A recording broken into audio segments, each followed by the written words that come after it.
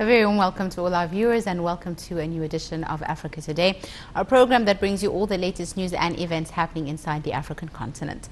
My name is Angie Meher and we start straight away with some of the news that are making the headlines in our episode. And news from home. Egypt now ranks as the number one investment destination in Africa. The creator, this was of course in a report published from January that Egypt now ranks the first investment destination. More details to follow. South Africa's Rand Merchant Bank's 2020 investment report said Egypt has topped the list of most attractive African countries to invest in for the third consecutive year. Investigate reported the information, saying the report is due to be published next January. According to a press release, the enormity of the market paired with a sophisticated business sector relative to other countries make Egypt the most attractive investment destination in Africa.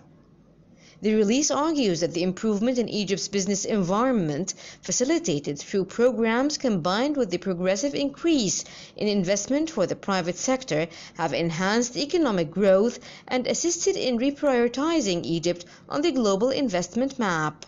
An economist from an affiliate company said significant strides have been achieved in changing the business environment for the past 3 years, improving external investment into the market and growing its own industries. She cited signed agreements with the International Monetary Fund (IMF) and the decision to devalue the currency as steps to be more reflective of what's happening in the market.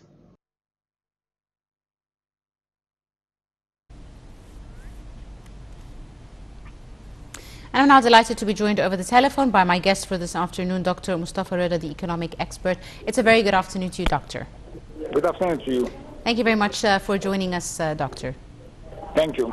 Sir, how would you describe now the investment opportunities available before Egypt? Let's start with the African continent as a whole. Well, actually, certainly after Egypt heading the African Union, a lot of efforts have been made by the president and by the cabinet and by the government in order to identify and give an idea to the whole world about investment opportunities that are available in the African continent. Yes. This did not take place a long time ago, and unfortunately the African continent was neglected. But however, now by giving an idea about the resources that are available, that the opportunities, the large opportunities of investment that are available, and these was made through various conferences and visits that the president has undertaken during the past few weeks. Mm-hmm. So certainly this will give an idea in detail about what are the investment opportunities in the African continent. Yes. Dr. Mostafa, now Egypt has reportedly ranked #1 investment destination in Africa in this report that is going to be published in January. What factors impact such a finding, in your opinion, Doctor? Certainly, I'll tell you, this is a very important question. Certainly, the investment climate in Egypt has changed a lot. Yes. There has been a lot done by the government in order to attract foreign investment. But still, yes, we have certain challenges, and these are not hidden, and they were mentioned by the president. We have the education system that has been revamped. We have the bureaucracy, the bureaucracy that occurs in the governmental institutions, and certainly Her Excellency, the Minister of Planning, Dr. Hala Said, Minister of Planning and Managerial Development, is exerting outstanding efforts in cooperation with the National Institute of Management Development in order to develop the skills needed for the governmental employees in order to meet these new challenges. Mm-hmm. The third thing, which is very, very important, is the rule of the law.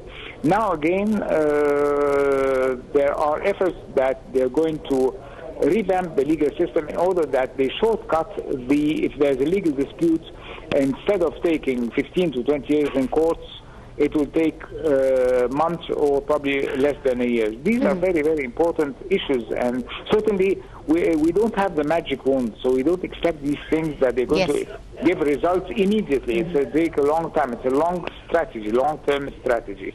So again, it's going to take time, because really we should be aware that the president took the country in a very, very disastrous situation, and we cannot give all the blame for this regime, because these have been things which have been problems occurred since 6 years ago, and unfortunately previous governments didn't take positive action in order to solve. They used to postpone, you see, and this was not a strategy of the president. He's attacking the problem, and he's truthful. He said we have a lot of problems and we have to do this and this and this, and without the Egyptians, all of us, everyone doing his role and cooperating, certainly things will get better if we understand this concept. This is very, very important. Mm-hmm.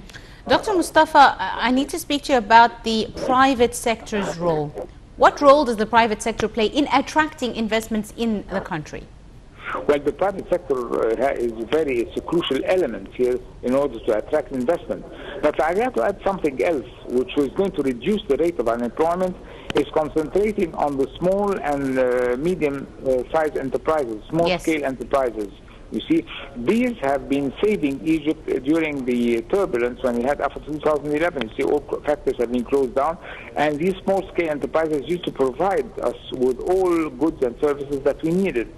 Certainly, these, when I'm talking about a small-scale enterprise, it's an enterprise that has a turnover that does not exceed £1 to £1.5 million per annum. It's a small enterprise. These needs a lot of assistance in management, in marketing, in a lot of skills, you know, in order that these small enterprises one day will be giant companies. Mm-hmm. And so, I suggest that we give a lot of importance to that, see, because this is the core of the private sector again. Yes, and small and medium enterprises also have a very big role to play in, as you said, becoming bigger investment opportunities for the country as a whole. Exactly, yes. Right. Doctor, in your opinion, what fields are best or most ripe now for investment inside Egypt? Certainly, I would suggest the agricultural field, which is very promising. And the government is focusing and trying to eliminate a lot of problems that face this, and certainly the industry, and specifically the spinning and weaving industry. You see, used to be pioneers in our cotton and our products, you see, that used to be produced in the old good times. When you had the cotton, the Egyptian cotton, you see, when you used to go to the UK, to the elite places, you see the very high, expensive shops. They used to put them in their showroom and very proudly write, "This is pure Egyptian cotton." We like this concept to come back again, you see, and it will give gear for exports and give a positive impact on the foreign currency. Mm-hmm. Dr. Mostafa, also what fields do you think need more attention when it comes to investment opportunities? What needs more work? Which fields? I think that agriculture will need a lot of work, because they face a lot of problems. And this is not my opinion. It was written at Al-Ahram today, if you read the papers, that the people working in the agriculture field suffer a lot of problems, and unfortunately there was an article on the rice. You see, a lot of investors who have cultivated their land and planted the rice, unfortunately they lost their money due to certain factors, and certainly the government is aware of that, and they're going to solve all this. Mm-hmm. Dr. Mostafa, let's talk a bit about the role of investments within the African continent. How important is it for Egypt to invest, maintain strong investment ties with African countries? Certain African countries are potential countries. Why? Because they are rich with their resources, and also opportunity for us to train their human resources. Probably their human resources are not up to the standard required by international investors, and certainly this could be roadblock. Another thing which is very, very important, certainly, is revamping the financial systems. You see, sometimes in certain African countries, you find difficulties in transferring money in and out, and you see all currency restrictions and all that. You see, we used to have this in the past, but fortunately now, things here in Egypt are, we can transfer our experiences to this in this respect to these countries. Dr. Mostafa, one final question. What are Egypt's top investment partners during this current period? You mean in Egypt here? Countries, African countries. African countries. Certainly, I would suggest certainly that Sudan, which will be a very, very promising country for investment, and I'll tell you why. First thing, Sudan has a great deal of agricultural land, and it's ready for being cultivated, and we have the manpower. We can both integrate a solution that certainly would be a win-win situation for both sides. Certainly this would be a very, very important thing, because certainly we would be able to supply the food supplies which for the Middle East. You see, certainly, as you know, I'd like to think about Egypt itself. We import around 70 to 60 to 5 to 70 of our basic needs, food needs, oil, fats, and all these things. See, certainly, if we produce all these products here locally, and we can export some of them to the region, certainly this will be a good idea. Right. Dr. Mostafa Reda, our economic expert and our guest for this afternoon's edition of Africa Today. I'd like to thank you very much, Doctor, for joining us and for all your insight. And we do continue our episode from Africa with some more maybe lighter news. In Nigeria, the creator of a new Nigerian animated film now seeks to diversify what he calls Nollywood. Let's take a look. Nigeria's animated movie Malika Warrior Queen made its first big screen debut over the weekend to critical acclaim at the 8th edition of the Lagos Comic Con. Set in 15th century West Africa, the 15-minute movie follows the exploits of Queen and military commander Malika, who struggles to keep the peace in her ever-expanding empire.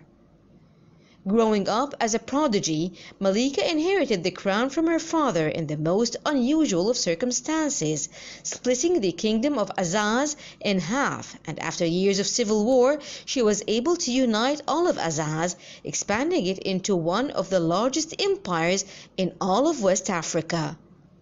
Top Nollywood stars like Femi Branch, Adisuwa Itomi, Willington, Blossom, Chukwuemeka, amongst others, voiced the movie. Malika series started as comic books in 2016, and writer and producer Roy Akupe was inspired to adapt the book to the screen after seeing its growing popularity. Akupe is hoping that the debut of Malika can encourage and inspire Nigeria's Nollywood, the world's second largest film industry, to invest in local animators to make animated movies. Malika was produced in 10 months on a budget of $60,000 at the Anthil Studios, a Nigerian-based visual media production company in Lagos. Akupe, who is also the CEO and founder of a US-based media company that focuses on stories that are inspired by African culture and mythology, says he sees no reason why animation cannot be the next frontier for Nollywood. Akupe says his plan is to collaborate with local animators on his future projects.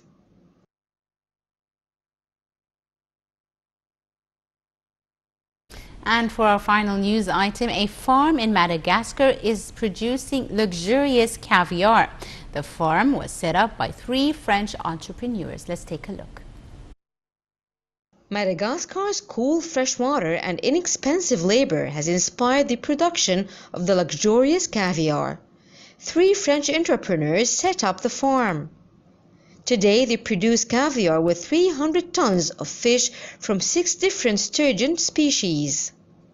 Delphine Dabizis is the CEO of the project. The BZ says the day they produced the first caviar in Madagascar was a real relief because in the southern hemisphere there are few farms.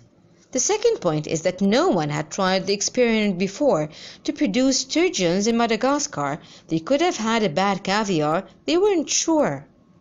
So, when they saw that the product was excellent and that Malagasy terroir really managed to transmit this level of excellence into the product, it was a great relief. Locals are thrilled to work in the caviar industry. Caviar sells for up to $780 per kilo in plush French restaurants. According to an Indian-based business analytics and consulting firm, the global caviar market is projected to grow at 7% a year to around $560 million by 2025. And on that note, we wrap up today's edition of Africa Today. We do hope you have enjoyed it. Ladies and gentlemen, you're in the company of myself, Angie Meher. Many thanks for watching.